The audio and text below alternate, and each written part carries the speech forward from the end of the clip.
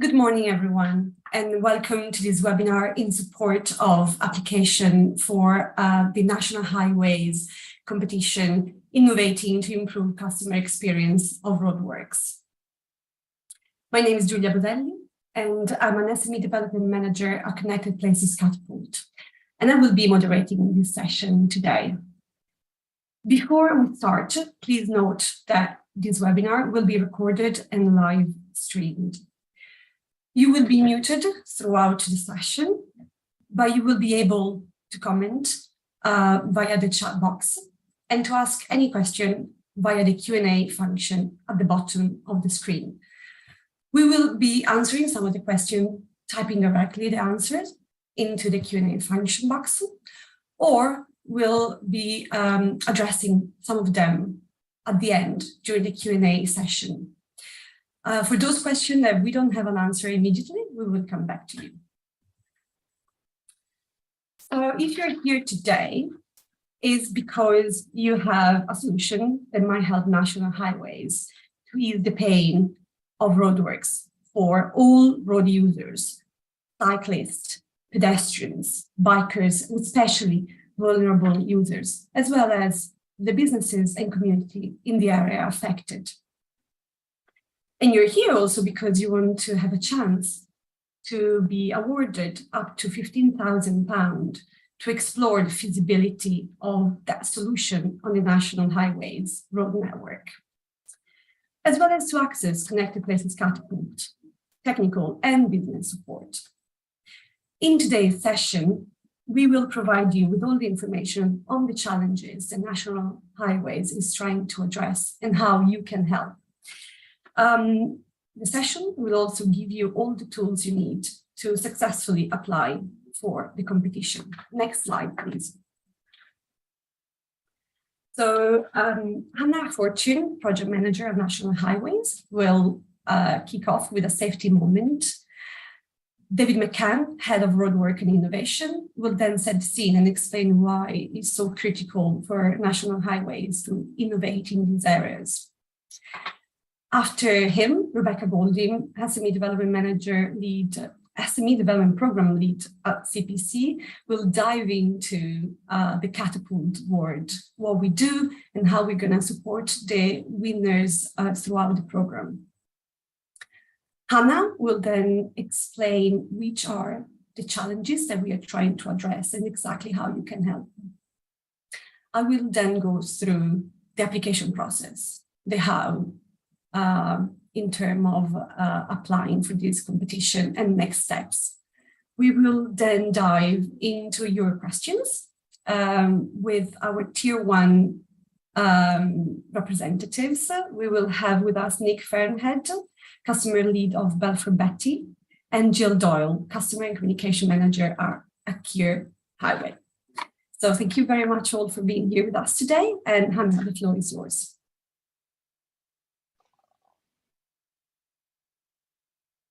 Thanks, Giulia. Hello, everyone. Really excited to be here with you all today. So at National Highways, we usually start every single meeting that we have with something called a safety or a customer moment. Now, the idea of a safety or a customer moment is that someone shares an incident or an occasion that has made them reflect on something in their day-to-day lives that can be shared wider with everyone who's here today to raise awareness of safety or elements of good or bad customer service that you've received and how we can work with that to translate it into what we do here at National Highways. So this meeting's no different. I'm going to kick us off with a safety and a customer moment tied into one. So my safety moment today for today's meeting was around something that happened last night, actually. So my brother is actually diabetic. He was at work yesterday, so he rang the pharmacy and asked if a family member could go and pick up one of his regular prescriptions of insulin on his behalf. They reluctantly agreed. They weren't very keen to, but they did. Now, I went over on my lunch yesterday to go and pick up his prescription. All fine. Got home, popped it on the side. Now, when I did pick up the prescription, the pharmacist was obviously very distracted. She had what I assume was her family in there, her daughter and her granddaughter. She was supervising her granddaughter serving me on the counter, which was lovely. Really, like it was a nice experience there and then, but then I think she might have been a little bit distracted during the process, because when we got home and my brother came to pick up his insulin off me on the evening after he finished work, when all the pharmacies are now closed, we realised that she'd only given us half the prescription. So she'd only actually given us the blood test strips that he needs to do. She didn't actually pack the insulin, which is what a diabetic needs to, stay alive. So we had a mass panic last night. We had no insulin, all the pharmacies were closed, and he needs this, to pump back into his body. So we rang 111. We didn't really know what to do at that stage. So we rang 111 and they were extremely helpful. They put us in touch with an out of hours pharmacy, which was about half an hour away from us.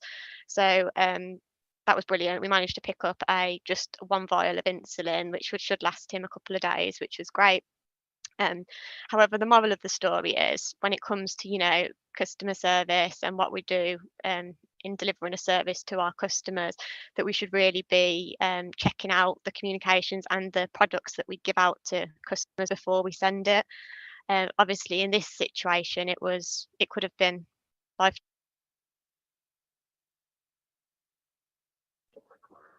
Oh, sorry, can everyone hear me? Yes, we can, but we can't see you anymore.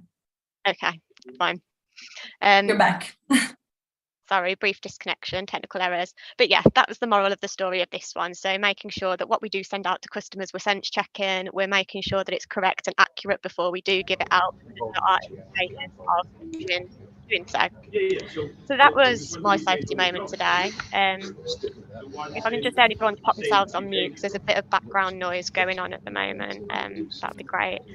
But the moral of the story, yeah, that was that. So I'm going to hand over now to David McCann, who's going to set the scene for today's meeting, if that's okay, David? Yep. Thanks, Hannah. Okay, so just to introduce myself again, so I'm David McCann. I'm the head of customer innovation at National Highways. First, what I'd like to do is just thank you all for the interest that's been shown in this competition. It's been really, really good. We've had interest from lots of people, loads of questions, and loads of stuff coming in. Loads of people have accessed the links that we've sent out. So that's great. And also to thank you for attending this webinar today. It's just brilliant to have so much people interested in this, having so much enthusiasm for it. We're really, really happy about that. So why are we doing this competition? We genuinely care about our customers in National Highways. We genuinely want to make our network a better experience for them. We want customers to have good experiences. So who do we mean by customers? Giulia touched on it at the start. So we're talking about car users and their passengers, of course, but we're also talking about freight. Our network is an incredibly important way of getting goods from ports, airports, etc., to people to be able to use them. That's in the lorries, in the vans, and the smaller vehicles that do all of that. So that's an incredibly important customer for us. It's also what's described vulnerable users. So you've got your cyclists, your pedestrians, horse riders, and all of those matter as well. And then it's also the communities, and there are customers too. So these are the people that live near our network and live beside it, the local businesses as well. All of them are affected by how we deliver our works, how we do things, and the network has a big impact on them. So they're all customers. And then a final point on the customer base is just this point about we're there for all our customers. So not everyone's the same. In fact, we're all different, and therefore people may have needs. They may have disabilities. There might be a particular need that they have, and it's really important that we're thinking about them in terms of how we provide this. We want it to be roads for all, is how we try to describe it. So if we care about our customers, and these are all our customers, this competition is looking at roadworks, and I don't think it'll come as any surprise to people that roadworks is a really common source of dissatisfaction for our customers, and it's no surprise. Now we've recognised this, and we've been doing an awful lot of work in this area over the last few years, and we've had success in that, but there's so much more that we have to do in this area. So that's why we've taken forward this competition, and what we're looking to do is to get ideas, innovations that can improve the customer experience of Roadworks. It's that wide, and that's what we've done. Hannah is going to take you through some ideas that we have and almost challenges that people could think about what they can address. But it's as wide as that. If people have good ideas about how to make it better, then we're willing to listen. So I am genuinely excited about this competition, and there's two reasons, and I thought it was important to explain both of them. So the first one, which I guess is obvious, is that it's a great chance to bring in fresh ideas into national highways. That might be from our existing supply chain. I know many of them are part of this call, and it's a different way to connect with them and get them into it. But it's also about new companies as well. We really, really want to open this up to SMEs, possibly individuals that have good ideas, that have a spark, that's something we can take forward. And it might be something that it might be a completely fresh idea, something, a tool, but it could be a process. It could be something that's worked somewhere else in another sector, another industry, and it's about bringing that to us. So as I say, I'm really excited about that part, and obviously would be. The second thing, why I'm excited about it, and I know others are as well, is that it's a chance to work with these new companies and to work with our existing supply chain in a different way. It's a slightly different way of doing things when you innovate, and particularly when we've got the likes of Connected Places Catapult helping us deliver it. So I'm really hoping that this is a chance for us to work in a slightly different way and take things through on that journey from an idea to something that we can actually use. And that was going to be my final point. With these ideas and through this competition, what we really want to do is to take them on that journey through development, trial, testing, and then ultimately trying to get these into business as usual, so that they're ready to go, they're out there, and they can be used in our network at scale. And to that end, what I'd like to do is, and you'll hear from some of them later, we've got some of our delivery partners, what we would call our tier ones, and the big companies that work with us, and have been working with us for quite a while in this case. They're going to help us. They're going to provide assistance to us, but they're also going to provide assistance, most importantly, to the companies and the supply chain that's on this call.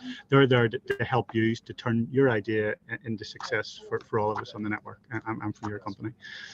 So that's me. I'll be back later on for the Q&A session. But for now, I think I'm going to hand over to Rebecca. Thanks very much. Thank you, David. And yes, Bex, over to you.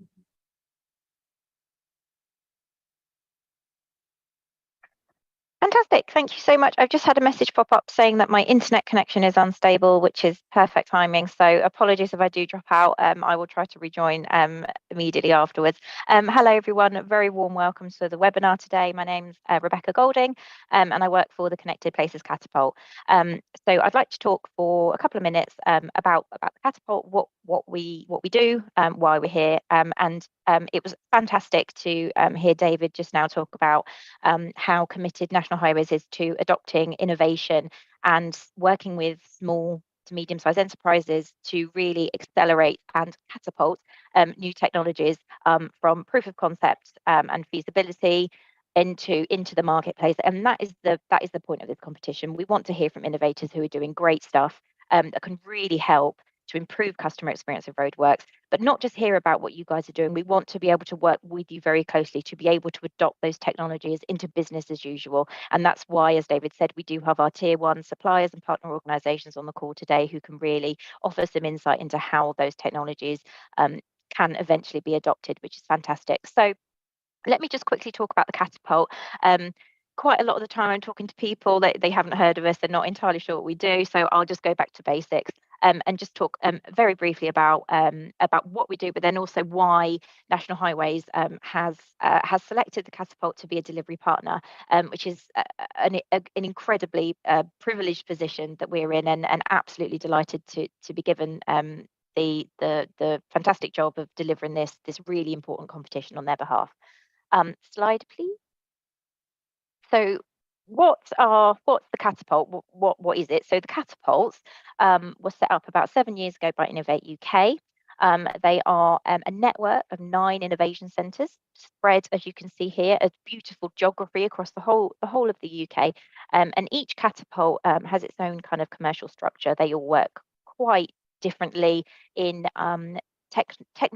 technology sectors that are of particular strategic importance to the government and to the growth of the UK. So you can see here there are catapults for technology sectors like offshore renewable energy and energy systems, digital technologies, high value manufacturing. And our catapult, this green one in the bottom here, based in London and Milton Keynes, we are all about connected places. So that roughly speaking means transport systems. So not necessarily the boxes on wheels that are on the transport networks, but we're more interested in integrated infrastructure, how those boxes on wheels communicate with their surrounding infrastructure to make transport accessible and green and clean for everybody, and to make travelling a pleasant and accessible experience. Crucially, what kind of David was talking about there in implementing innovation and why it's important to kind of partner with an organisation like the Catapult is that we're very connected into the innovation landscape. So we have a network of thousands of SMEs, we have an academic network of innovators, and we provide the collaborative space to bring all these innovators together and spark and accelerate new ideas and really help the acceleration of new technology to reach the marketplace and have the impact that we are envisaging. So next slide, please. If I can talk about kind of, and this is really the reason that where we can sort of provide, where our uniqueness sort of comes in, and why we're kind of really perfectly placed to kind of work with National Highways on this program. So you see this is kind of the technology readiness layer. I don't want to get too technical, but basically on the lower end there you have the universities that are doing this fantastic sort of basic research within their academic institutions, kind of testing new theories and researching new technological advances. And then on the end of the scale, you kind of have the big partner organisations and the transport authorities, the large commercial companies who are really going to take that innovation and embed it into their supply chains. But the middle bit is where the catapults come in. So quite often you get innovators who are, they're cash strapped. There's not a lot of investment flying around for early stage, high risk feasibility work. So this is where forward thinking and innovative organizations like National Highways say, okay, well, how can we really help to accelerate these technologies and actually help to kind of plug that gap between basic research and eventual kind of market adoption. And that's to kind of remove some of the barriers of innovation here. As you can see, kind of we want to take that basic research and we want to turn it into a prototype that we can then test in a de-risked kind of way. We can bolster R&D by offering grants to innovators like through this competition who are developing technology that can meet specific challenges. So National Highways obviously have a challenge of improving customer service when it comes to roadworks. So that's what we're trying to do. We're trying to offer through this competition, we're trying to offer grants to innovators to conduct that really critical high risk feasibility work that otherwise they might not have been able to kind of raise the cash to kind of do that. And it's about kind of creating a nurturing environment, as I touched on before, to enable consortiums and partners to come together to work on that shared goal. So it's not just we're not just kind of giving innovators some money to say, right, go off and do this and come back to us in 6 months' time. No, we're giving them money, which is always very welcome, of course, but really the lovely thing about this competition is that the real value is in working with National Highways and working with their tier one suppliers to really understand the challenges that they are trying to address and developing technology in a human-centered way that is going to successfully achieve the impacts that are envisaged. And then if your technology is being developed with that insight, then the idea is that you'll have a higher chance of having that technology adopted into business as usual eventually. So that's what this competition is about, and it's a kind of, as I say, about plugging that TRL gap from about kind of 3 to 6, where you need some funding to create prototypes and to really test the feasibility of your technology off the back of the basic research that's already been undertaken. So next slide, please. Just talking for a few minutes about this particular competition then. So my role in the Catapult is I run innovation funding programs. So I run competitions like this. This is what I do day in and day out. And I do have to say, I don't like to play favourites with my programs, but this one is, I am particularly proud of this one, of the relationship that the Catapult has built up with National Highways kind of over the years, and how we've achieved success in the past, and we're actually applying those lessons to this new competition. This will become one of our flagship competitions. As David said, it's not just because we're plugging the gap in kind of offering that feasibility funding to cash-strapped businesses, but then we're also crucially working with those businesses and with the tier one suppliers to kind of discover new challenges together, to work on that customer insight, offering technical support. As you can see here, we're developing trials. So there's a potential opportunity off the back of the feasibility work to down select some SMEs who can actually take their technology and trial it, which is an absolutely invaluable experience. There's showcase opportunities, and of course the critical thing is the funding. It's not, I wouldn't say, the most valuable thing, but of course it does help, and it does enable that R&D to take place in the first place.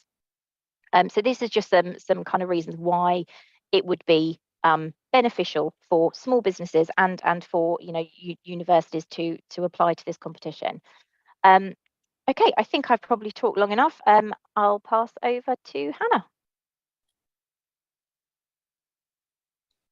Thank you, Rebecca. And yes, over to Hannah. Thank you.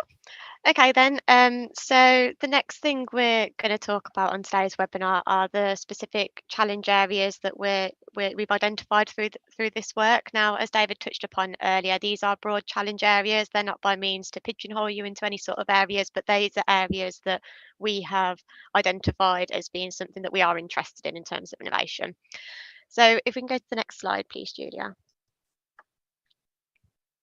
Okay, so the competition challenge areas then. So the first challenge area that we're looking at is all around engaging with our customers. So when customers are not well informed about ongoing roadworks within their area, they start to become frustrated, and then that gives them a negative perception of how roadworks are managed, and it's a bit of a vicious cycle. So what we're really looking for in this specific challenge area is new and better ways we can engage with our road users, our communities, and our local businesses about the roadworks which are actually impacting them in that area. So innovative ways of seeking feedback from customers to really ensure that their voice is heard for us. So examples might be, but absolutely not limited to, innovations to help us with local community outreach as an example, or innovations that could help us engage with road users and communities and local businesses about the status of works at the time, or innovations that could help us build community engagement in the way that we build community engagement into the way we deliver projects and complete in that feedback loop. So that's the first area we're looking at, all around how we engage with our customers. Now, the second area is all around planning and designing of traffic management, which I'm sure doesn't come as a shock. So this challenge is all about roadworks TM, and when it comes to roadworks, our customers are absolutely, they become increasingly frustrated with long duration of works, poor driving experiences, increased journey times, congestion around the works, all of that kind of good stuff. And we're also starting to pick up insights that customers are concerned of the safety implications when they feel the roadwork schemes are not well designed in the first place. So in this area, what we're really looking to do is explore innovative ways that we can plan and design traffic management for roadworks. So making sure that our roadworks are fit for purpose for our customers, and doing everything we can to help them feel safe while driving through the works, and minimise the disruption and improve their overall experience in this area. Again, just a couple of examples which are not limited to this whatsoever, but innovations such as, reducing duration of roadworks, helping us better plan, design and communicate on multiple roadworks that are impacting one geographical area at one time, helping our customers feel safe, projects around driving visibility or lane markings, that kind of thing all falls into that kind of category. And then the final challenge that we've looked at is challenge area 3, which is all about providing better information. And there's probably some areas of similarity between challenge 1 and 3, but this one is really about the communication that we're giving to road users while they're driving through work. So customers rely on the information that National Highways provide to plan their journeys when they're trying to get from A to B. So whether that's through using online channels or virtual apps or variable messaging signs or static road signs, whatever it is they're using, customers grow increasingly frustrated when that information is not accurate. So what we're really looking to do in this area is look at emerging technologies or solutions which could revamp how we provide information to customers. So solutions that can help us provide clear, reliable information to those travelling through roadworks, helping them feel safe and make informed decisions to feel in control of their journeys. So innovations in this realm might fall into, something like roads, providing accurate information at the roadside, particularly around electronic signage, as we know customers like electric signs. Innovations that could predict the remaining duration left of a scheme, as an example, or help us communicate why customers might not see people working on site, as it's a huge gripe for customers around lack of visible activity. So those are our kind of 3 really broad challenge areas that we're focusing on, and we specifically tried not to make these challenges too niche, as we really want to try and encourage true innovation in this space. And as long as your innovation sounds like it could help us address, like one of these fit within one of these 3 broader challenge areas, then we really do want to hear from you. Absolutely. We do have a Q&A as well scheduled for the end of this webinar, so I really encourage you guys to put your questions in the Q&A around any of the challenges that you've got, because we'll love to pick them up later. But for now, I'm going to hand over to Giulia, who's going to take us through the application process and the next steps, I believe. Thank you. Thanks, Hannah. And yes, now we are gonna explore a little bit the less sexy, perhaps, but very, very important aspects of the how to apply to this competition. So next slide, please. So applications are currently open, and they're open to any UK-based business of any size, shape, and form, universities and research institutions. Consortium are also welcome, but a lead organization will need to be identified within the consortium. The application deadline is on the 9th of October at midnight on the nose. Late submission will not be accepted. We will be at your disposal from now till the 9th of October to answer any questions in the Q&A session at the end, but also afterwards. So please don't hesitate, come and talk to us, but make sure that you don't run out of time. Ask away any questions, but yeah, really respect that deadline. Right after the deadline, we're going to start shortlisting and interviewing. This will happen in between mid-October and the end of November. You should expect to be interviewed, if selected, from the 7th of November to the 18th of November. We won't be able really to accommodate any special interview time. There will be set times for the interviews, but hopefully we will be able to hear from all the selected companies in that time frame. After we have shortlisted the company we want to progress with, National Highways would recommend those projects and companies to the Investment Decision Committee.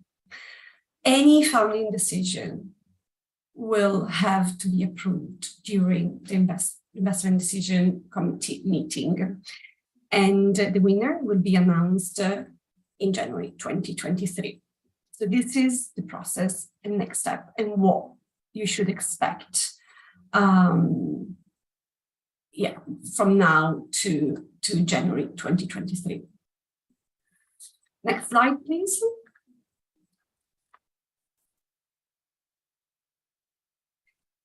So now I'm going to guide you through the most critical points that you will have to cover whilst answering your application form. So first of all, do please read the application guidance. Don't print it out if you can avoid. I did it for today. But do, it's online, it's on the competition page, it's available for everyone. Do read very carefully through the application guidance. Every small bit of information that you need to apply to this competition, it's in the guidance. Read it carefully and you'll find an answer. And if you don't, again, reach out to us. We will be here to support you. So first of all, the challenge. This is your what and your why. Which challenge or challenges do you want to address of the ones that Hannah just described? What is the problem that you want to solve? And why? Why is there a gap in the market? And why is your solution the right one to address this market gap? Why National Highways should fund your solution and your ideas and your project versus another one. So here you don't really want to focus too much on the innovation as such, but really on the market gap you're trying to fill and why your solution is the right one to address the problem. Then customer engagement. Now, of course, customers are front, right, and center, front, left, and center, rather, of this competition. We really want to find solutions that can make customer experience better. We want to improve their experience of driving, walking, cycling through roadworks. And it's very critical that you explain very thoroughly how you have engaged with your customer base previously. So we need to understand that you have a customer base and that they want and need your solution. So which evidence have you gathered so far? How have you engaged with them, and what have you discovered that they really want? Any evidence that you gathered through focus group or also through literature review and desk research is welcome. The more information you give us that will help us understanding that your solution is needed and wanted, the better. We really want to hear it all. Then the solution. This is your how. How you're going to address the issue at hand. How the solution will meet the need that you have previously identified with your customer base and target market. How practically it will make their life better. How will it improve their experience, reality, and perception of roadwork. All those three elements, experience, reality, and perception, matters. They all matter. And we want to understand how you will improve them. Very important. I'm stressing this a lot, but it's very critical. And how will your solution impact their behaviors and the way they interact with the roadworks? And which behavioral framework are you going to use to influence it? Then the innovation. Here you really need to go all in and tell us why your solution is special. Why we should be investing in it versus something else. How does it compare with the existing gold standard? What is your unique selling point? And also you'll really need to explain to us whether your solution is based on an existing technology, but it's not been applied to the National Highways road network yet. So you're pivoting into a new market with an existing technology, or whether it's a completely new technology that's never been applied in any sector. So the nuances here are also important. Make sure, as I already mentioned, that you really explain your unique selling point. How do you compare with the competition and why your solution is better? Make sure you show off and tell us all your IP, trademarks, etc., and how they are protected. Commercial traction. Here we want to understand your engagement with your target market. How big is your customer base? This is also count early adopters. How big is it? Who are they? And how your solution is addressing their needs. Any collaboration you engaged so far in? Please let us know. Whether you raised investment and won grants, again, all relevant information to let us understand, to enable us to understand that your idea is wanted, needed, and has got traction among your customer base. Have you run successful trials? Everything that can help us understanding your commercial traction is an information worth adding to this particular section. And then trial design. So, as been already mentioned throughout this webinar, a portion of the phase one of this competition and program will be feasibility work. After phase one, a selection of company will be taken forward to test their solution on the road networks through operational trials. We need to understand from the get-go that your trial is going to be operationally viable. That's going to be possible. So here we need to understand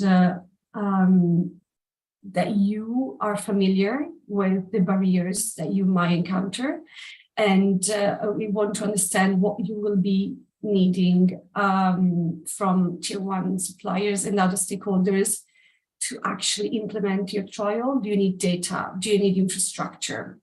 Do you need equipment? Let us understand from the beginning what you will be needing to run your trial if you get the opportunity to implement it in the second phase. And also make sure that you explain us how it will meet national highway standard and how it will be able to integrate it into business as usual with tier one and other suppliers of national highways. All this information is very critical. Again, if you don't have all the answers, come to us. We'll try and make sure we help you answering the question in the best possible way. Finally, project finances. So here is key. Here is very key to demonstrate value for money of your solution and what you're trying to implement. You will have to input all your costs into the table provided into the application form and make sure they are aligned with the fair market value.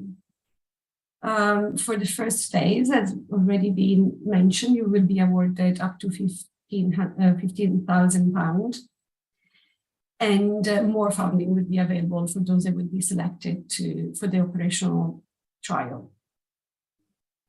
So this has been like a summary of the most critical elements that we want you to address during the application, in the application form. These will be, all these questions will be scored. Again, all the information on how they will be scored and what will be valued the most is in the application guideline. So make sure you refer to it when applying. And I think this is me done. we have a couple of questions actually that I've just noticed, but I think we can all jump in. We are a little bit early on time, but this means that we have more time for Q&A. So I would like all the other panelists to please come on camera and join me here for the Q&A session. Next slide, please.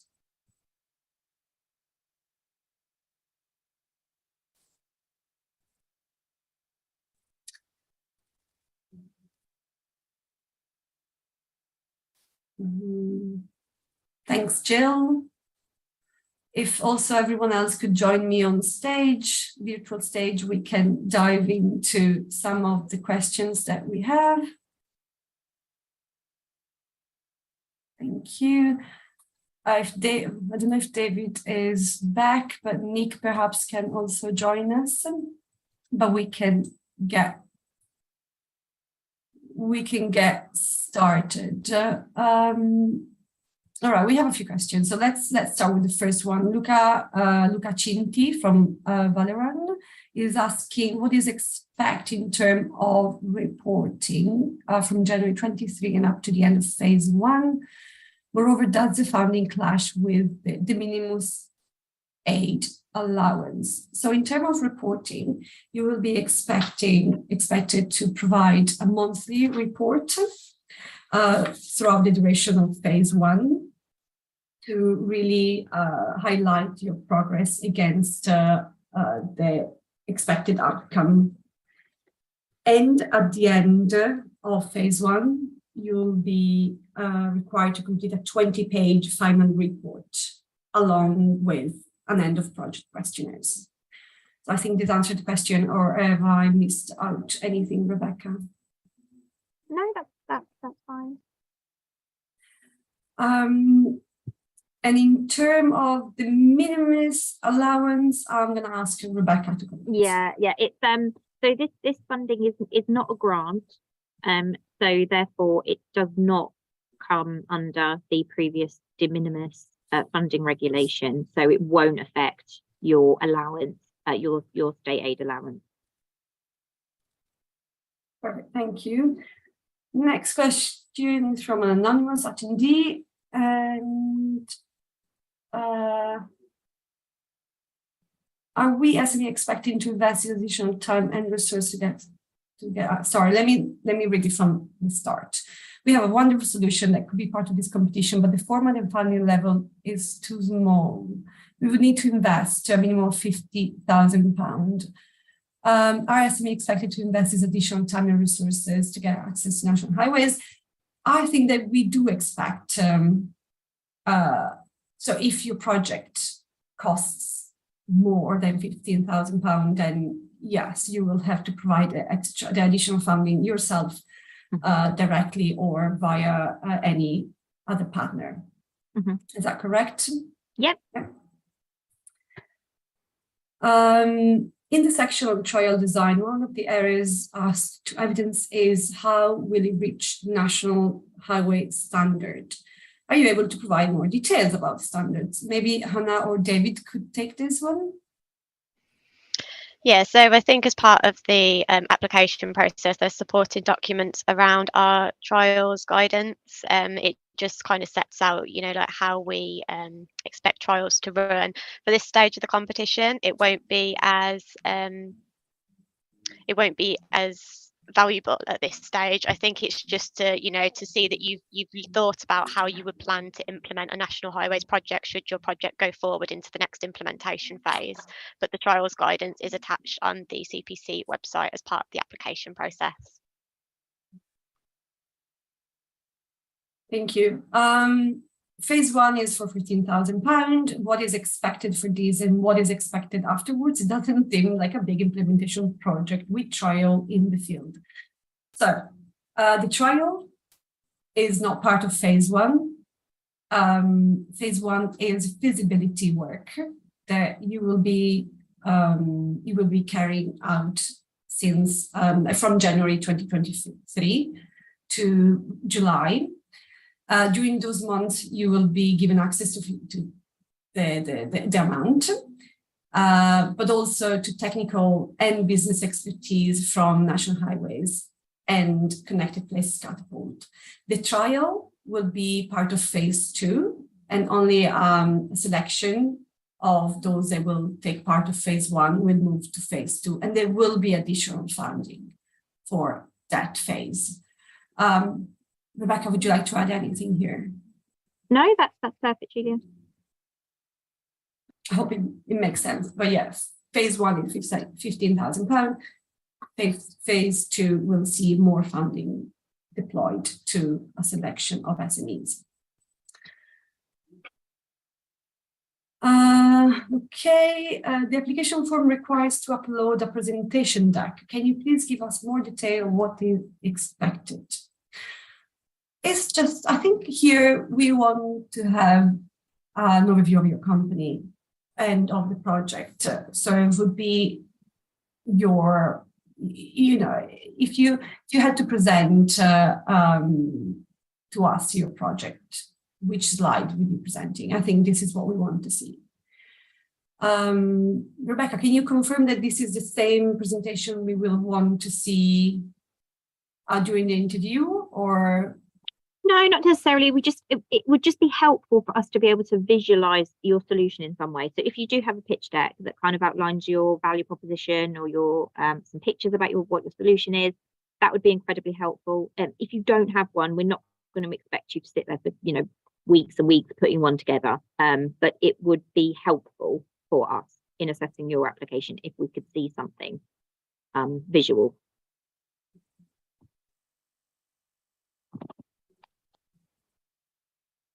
Okay. David Watts is asking, we have an idea which is more aimed at operation for how Highways England manage information, but we have limited sight of how it's done now. How might we approach this? Are there contacts we can have? Maybe we can take this offline. Might be easier. Is there a much fund element to the £15,000? If your project costs are higher than £15,000, then we would expect you to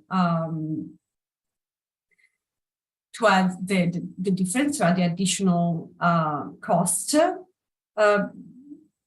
Yeah, Bex, would you like to add anything to this? No, that's fine. No, I think we've already answered that question.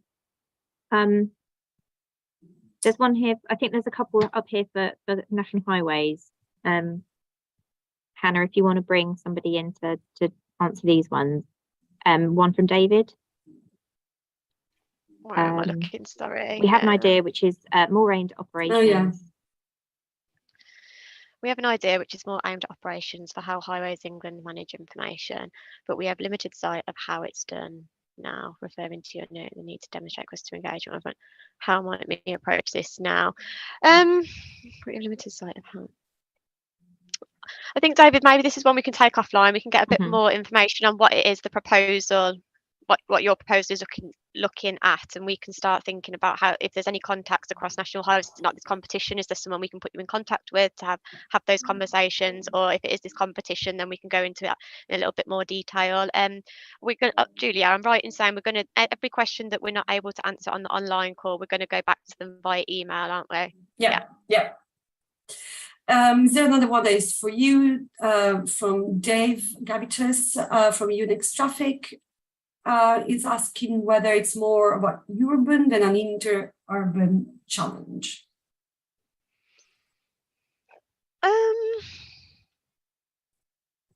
I wouldn't necessarily say so. I think roadworks is a bit of a, a universal challenge that everyone struggles with. I mean, I definitely think there's probably different challenges that fit urban areas more than they do into urban areas, depending on what challenge it is that you're addressing. But I think there's not like a hiatus as such from our side, or a prioritisation as well, whether we're looking at one area or another. Thanks, Hannah. Samazo is asking whether there whether national highways have specific targets for where they wish to locate the trials, or there's no specific location that you have in mind. It's across all the network. So we don't have a specific trial site in mind at this stage. What we will look to do as part of the next phase when we're looking at the trial design is identifying specific sites in collaboration with our tier ones. So the tier ones that are on the call today, for example, and we'll work together and work with the successful applicant to identify the appropriate trial site for that innovation. Thank you.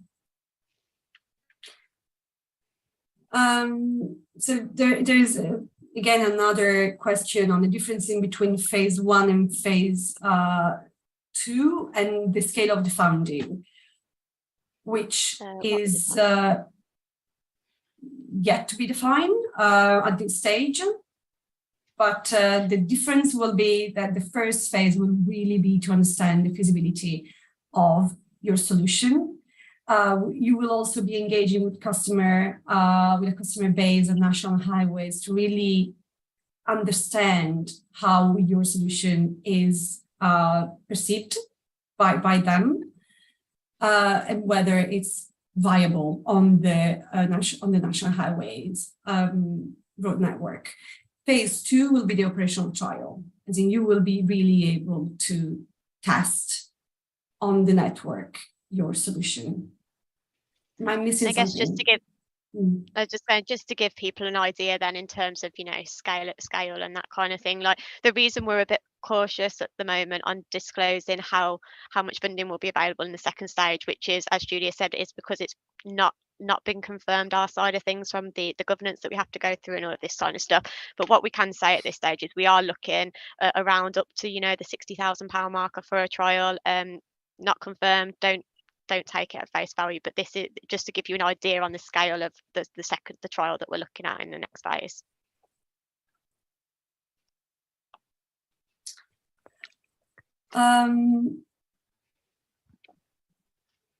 Yes, Richard, all the information we have presented today are available on the competition page. At the bottom, all the documents can be downloaded and accessed. If you have any issue in opening them, accessing them, please let us know. And I'm just putting the email address in the chat now that you guys can use if you need to contact us. Dave is asking, do we need to prepare costs for the eventual phase 1 project if successful following the trial period?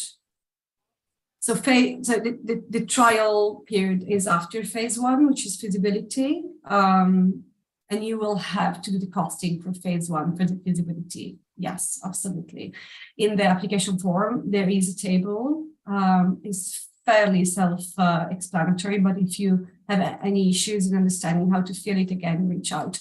But you'll have to tell us the cost that you envisage, you think you will incur in the feasibility study.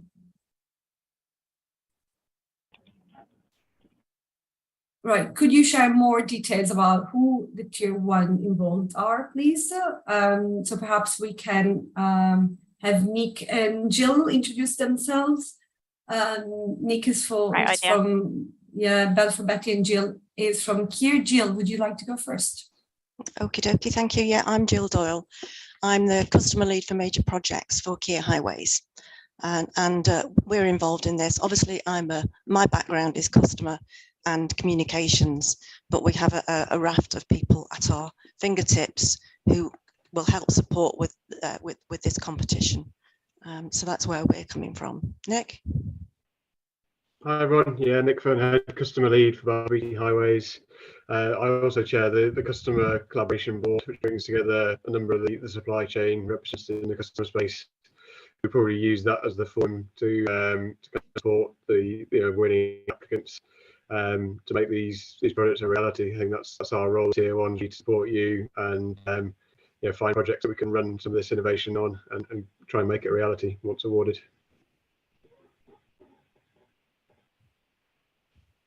Thank you, Nick, and thank you, Jill. Hannah, would you like to expand on more generally how else we will engage with Tier 1? Yeah, so I guess the way this competition is slightly different from the way we're used to working in search is that collaboration piece. So we're really working with the tier ones right from the start of the innovation concept all the way through to the BAU integration piece, which is the valuable learnings here that you guys can take, the successful winners can take through working with us moving forward. Now, the tier ones will be involved in not only providing you guys advice and support throughout the life of the successful projects that we do award, but they're going to be involved in the selection of the applications, the scalability of the applications. They'll be able to provide us insights as to, you know, like whether the plans that we see through these applications are actually scalable on the network, safe to do, that kind of thing. They'll be able to help us with any on-site requirements that we need to be able to deliver a successful trial and all of those sorts of stuff. So there's lots of ways they're going to be engaging throughout the life of the programme. Thank you, Hannah. There was a question that I suppose has been answered, but it was about the number of winners for phase 1, and it's up to 10 companies. So we will be selecting up to 10 companies for phase 1. And we'll have it's sort of around is there a cohort? And there absolutely is. And what we do like to encourage with the kind of cohort approach is that there is a kind of community feel and a community aspect. So we'll encourage a lot of collaboration between the cohort and a lot of information sharing and networking between you. So that's, yeah, and we've got like lots of tools to enable that as well. So thank you, Rebecca. Davy's asking about how detailed the commercial traction section needs to be. I suppose we just need to get an understanding of the existing customer base that you have, existing collaboration, anything that can help us understanding that you have a grip on your market, of your target market, and there's an interest in your solution that may want us to help you develop further. The webinar will be recorded and the recording will be shared. I think Rebecca with the webinar recording, questions. Giulia, are we going to email the link out, or do you know how that's going to work? I believe so. I believe that the presentation will be made available as well as the link for the recording. There are a few questions about specific area of innovation that we'll probably, we can potentially touch on a couple, but we will get back to you on a case-by-case basis with specific answers.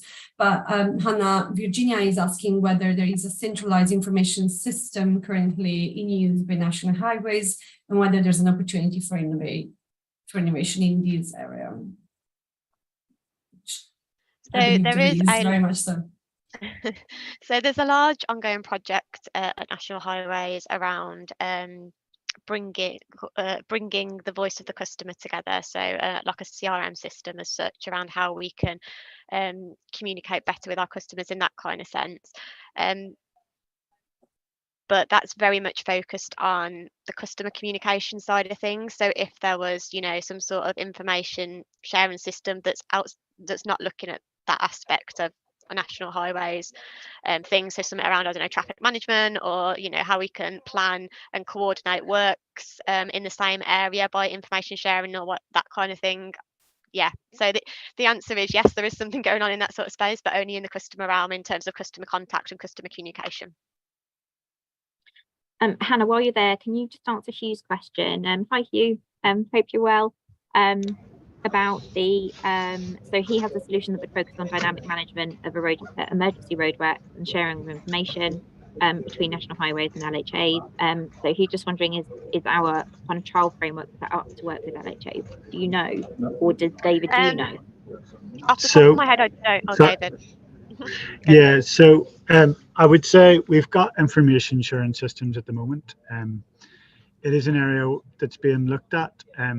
I guess what is worth noting that if stuff comes in through this competition, that we think what we've managed to do is to get together a range of experts from across the company so that we get the best out of this competition. And more generally, if when we look at something we think, you know what, that sits better with something that's being taken forward by our digital services people, which depending what it is, that might be the space it is.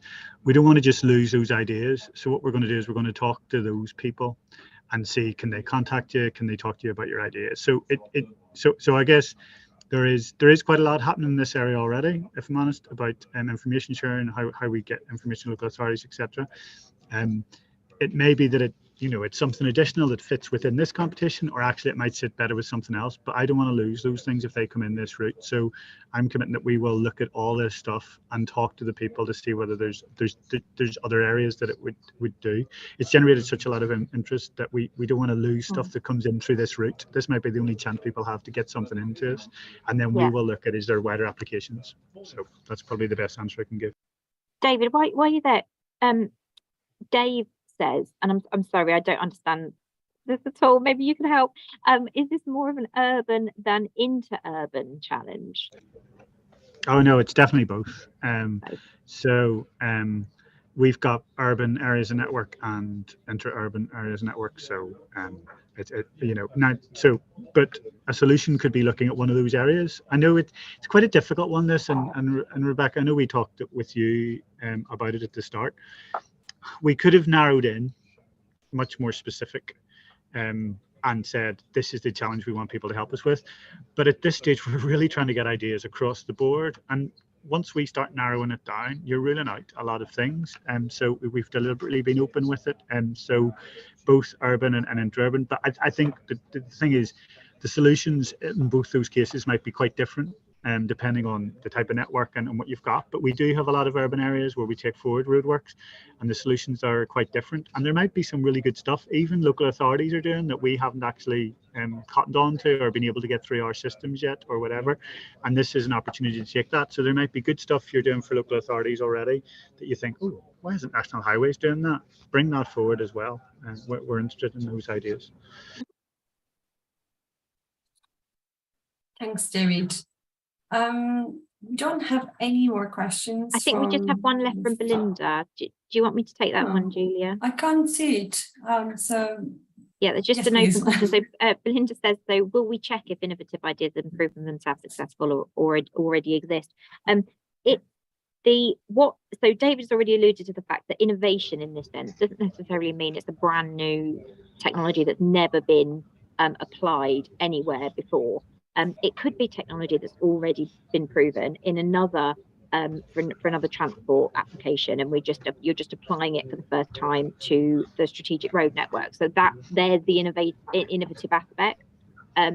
We have a panel of experts who will be assessing each application and the innovative aspects of each application. So they will be checking whether or not the solution is completely brand new or is being applied to road for the first time. So they will check that. In terms of what is most appealing, it's not about the level of innovation, it's more about the alignment to the challenges. So as long as there is an innovative aspect of your technology and it's clear in the application where that lies, then that would meet the scope.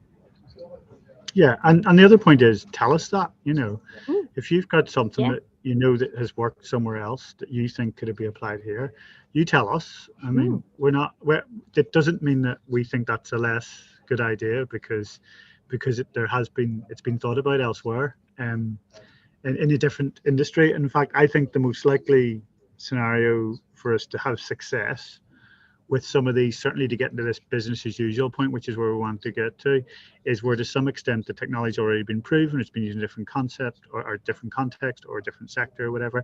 And then what we're doing is just working out, right, how do you bring that into this sector? How do you get it to work with our roads? How do you get it through our standards, etc.? They're more likely to be successful, but tell us that. I mean, I did have a couple of chats with people recently where they were at one of the launch events that we did, and what we were explaining to them was that set out where you're at with it. So you might be quite advanced with it, or you might be very early on. If you think you've got some work to do to get to the point where you know what the next step is, just set that out in your application. They'll all be at different stages of readiness. Set out what you would do next. The example where somebody talked about was we would need to work with partners to make this work properly. We have some contact with them, but we haven't formalized that. Do we need to go in with a formal partnership? If you know what you would do as your next step, set that out in your application, and then we can judge that compared to the others that are there. So just set out where you are, but be clear on it, where you're at. Thanks, David. There's another questions about the differences in between challenge 1, engaging with customer, and challenge 3, informing people. So engagement with customer is really to make sure they're informed prior, before the roadworks, during and after. So it's the whole it's engagement throughout the whole process, and it's with it's like local community and outreach, like how do we communicate impactfully with them, like, yeah, David? Yeah, do you want me to help with that as well? I think one of the differences, and Hannah, you correct me if I'm wrong. So there's 2 points here. One is we've deliberately done the challenges to give people an area of focus and to help people that might, you know, almost to take the insight that we've got. We know a lot about what people don't like about roadworks, and we've got some answers on how to fix them, but not all. So we've deliberately done the challenges to help that. Everyone knows about roadworks themselves. You might have something outside of that. So please don't feel completely constrained by the challenges. They're a way of guidance and will help do it. But if you have something outside that, you know, this definitely will help with roadworks, don't rule it out in that base. That's the first one. The second one, I think, between the engaging and the information, I think part of how I would look at it, and it's not, there's no exact science with any of this. Engaging, I think, is a lot of it is about how do you get their views represented, how do you bring them, how do you make it part of how we make our decisions, how they feel that actually their roadworks aren't being done to them. That's partly engaging. Information, to my mind, is often about getting information to people so that they know what's happening. So you've done your engagement, and then what you need to do is to have good ways of getting information to people when they need it. So there's a bit of that to me around the two, but don't get too caught up in the, you know, the formal distinctions about that. We're not trying to test and say, oh, you've said it's challenge 1, actually it's challenge 3. Please don't worry about that side of it. It's not a test or a challenge in that way. That's not what we're trying to do with it.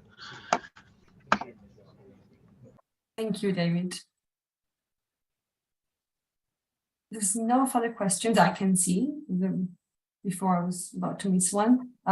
Rebecca, can you see any questions that I can't see? No, I can't. We didn't have any questions about, so usually people will say, oh, I'm developing X, Y, and Z. Would this fall under the scope of the competition? So if there are any questions and you think, well, I think this would be interesting, but I'm not sure whether to submit a bid, if you want to email us, we can have a think about whether or not that would meet the scope and let you know our thoughts. So we're more than happy to do that. Thank you. Richard is following up on the point in between challenge 1 and challenge 3, saying it sounds like challenge 1 is information gathering, challenge 3 is providing information. As David said, I wouldn't, being too prescriptive with the definition, don't get to hang up with the actual wording of it. But yes, the first one is how we engage as a whole with the community as a whole, and the third one is how we provide and we make sure that what we want to communicate reaches the audience. Just to, I mean, there's a thing that I've thought about roadworks quite a bit. I've been in this role for a while, and this might mean more to people here in the industry that those aren't, but hopefully that it's worth thinking about. Roadworks, often what people used to think about is we've got to go in and we've got to to do something, and it'll be for a good reason. So we're either trying to repair the road, or we're trying to make it a better road. We're going to improve the junctions, or we're going to add in a pedestrian crossing, or whatever it is. We're going to do something that makes that better, and it could be a massive scale. That could be we're building a bypass. So whatever it is, we're doing it for a good reason. And often what people will, the way that it's traditionally worked is we'll think, right, what's the best way of building that? And then we'll work out, right, what's the impact going to be on people? And then we'll tell them what that impact is. And we'll do our best to tell them about the impact we're going to have on them. And actually, I don't think that's the best way to start. And what we really want to do is to start thinking, right, we want to make this improvement for people. What's the best way we can do that, taking into account what people think? So what's the best way of building it, taking into account the impact we're going to have on people while we're doing that, and building that in, and trying to come up with almost the best compromise or the best solution that works for everyone. So, you may have residents that live nearby. They are not going to want noisy activities taking place overnight. What can you do to try and minimize that impact that you're going to have on them? At the same time, you don't really want to be doing all of your works during the day when the road's at its busiest. So how do you try and do that? And by engaging, you go out and you find out, what do people think? What matters most to people in this area? There's a really good example of one where on one of our schemes, they were working out when was the best time to close. They needed to close the M6 for a short period of time, for a weekend, basically. And they thought the best time to do that would be around December. It was December. They thought that would be the best time. There was various reasons, the road in terms of the quietness, etc. But when they talked to the local community, they actually really didn't want it to be then. They thought January would be much better, even though technically the roads might be a little bit busier. There was a lot of reasons why that actually worked better for people. And we took that on board, and then we changed the date when we were going to do that closure. So it's things like that is about engaging with people. It's not just about providing information or whatever. It's about actually bringing them into the process and making them part of it. And there's loads of different ways I think you can do that. And hopefully there's fresh eye thinking on how we can do that we work with people rather than sort of we decide how we do it and then we communicate with them. We don't want to take that approach. So that's to me part of what engagement's about.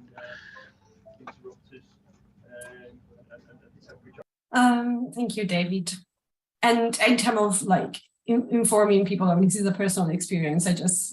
We have the time, so I can share it briefly, but they were due to do some roadworks in front of my house and they couldn't because they hadn't informed us and we didn't move our car and we were on holiday and they had to postpone all the roadworks because our car was in the middle of the road because they didn't inform us. So all of this, how we can prevent from happening. So there is a question with regards to the deadline. It's the 9th of October. Yes, you heard correctly. It's the 9th of October at midnight. Virginia is asking, in line with what David is mentioning, is there a list of common requests, complaints, issues, etc., at the national highways that can be shared to focus research and application, for example? I don't think we want to do that because we don't want to narrow your thinking. I believe we want you to actually think outside of the box and don't be too guided by us. But David, Hannah, do you have you want to take this? Yeah, I can jump in if you want. So what we have done, although you're right, Giulia, we don't want to make this competition too niche by giving the solutions that we're looking for in this space, because we're very aware that, you know, like we don't always know best. At the end of the day, we want to hear what other people think in this area as well. But what we have done as part of this work is we've done a bit of research before we physically launch this competition. And what you'll find as part of the application process, there is a supporting document that you will need to read as part of that application process, which highlights some of the things that we've pulled out of that research in terms of customer insights and some of the where these challenge areas came from, as such, with examples of what we're looking at in this sort of space. Like we say, it's not limited to these examples, they just give you a bit of an idea, but that all stems from customer research that we've done. Thanks, Hannah. And this is actually leads quite nicely to what I wanted to mention next, which is there are supporting documents, and one of them is the scope with all the 3 challenges nicely articulated.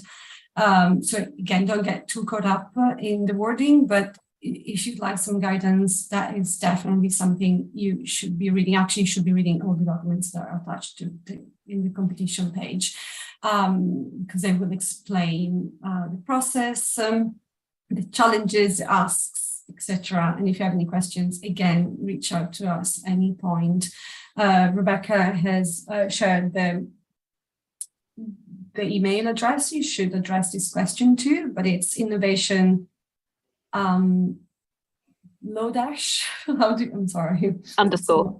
underscore, thank you, innovation underscore funding at cp.catapult.org.uk. Sorry, got blank for a second there. I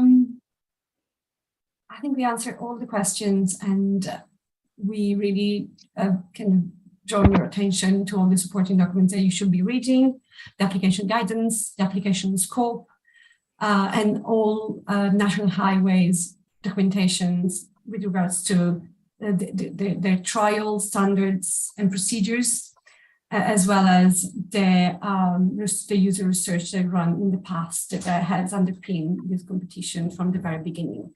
All of these are available for you to read, so please do so. And yeah, unless there are any further questions, I think we can close. Nick, Jill, is there any last comment you'd like to make? I just back everything that David said, and Hannah, you know, having worked in the industry for a long time, and every day brings a new surprise. Every day brings a question that you haven't thought about. So, I mean, I guess we're asking these people to be our thinking heads as well as everything else. But you know, as a tier 1 supplier, we're here to help. There are people that can support and ask questions. You know, that's what Catapult are doing as well. It's digging out that nitty gritty, and we're always happy to answer questions. Thanks, Jill, and absolutely do reach out.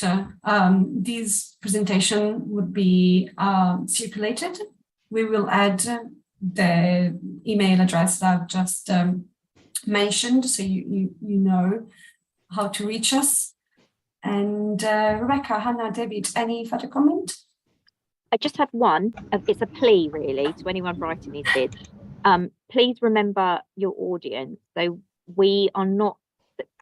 Some of us are technical, some of us aren't so technical. So your bid, if you gave it to somebody on the street to read, they have to be able to read it and understand what you're trying to do. So please avoid using very, very technical terminology, obscure jargon. Write it in a way that it's extremely clear what you are trying to achieve and the impact is likely to have, and the how it meets the challenge in a way that a non-specialist audience can understand, because we do have to sit and read through these, and we want to, you know, be able to understand what it is that you're trying to convey. So yeah, if you could just write in layman's terms, that would be very much appreciated. Again, the only thing I was going to say was, and if people are sort of thinking, oh, well, I won't, you know, will we put something forward for this? I just really encourage people to do that and to get it in now. As I say, one, then it's part of that competition itself, and has an opportunity to be taken forward that way. There may be stuff, as I've said, that doesn't quite fit within that, and if I think that there's somewhere that else within the business that is something that could be taken forward, or have a discussion with you about it, I'll look to do that as well. So please go for the, you know, if you're not quite sure, go for it and have a go.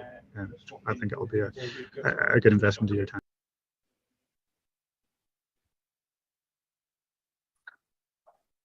Okay, if there's no further questions or comment, I think we can close this webinar by thanking you all very, very much for joining us today, for all your questions that have helped everyone to better understanding the competitions and application process as a whole.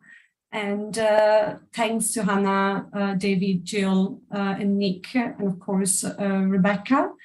And yeah, thank you very much, everyone. Have a great rest of the day.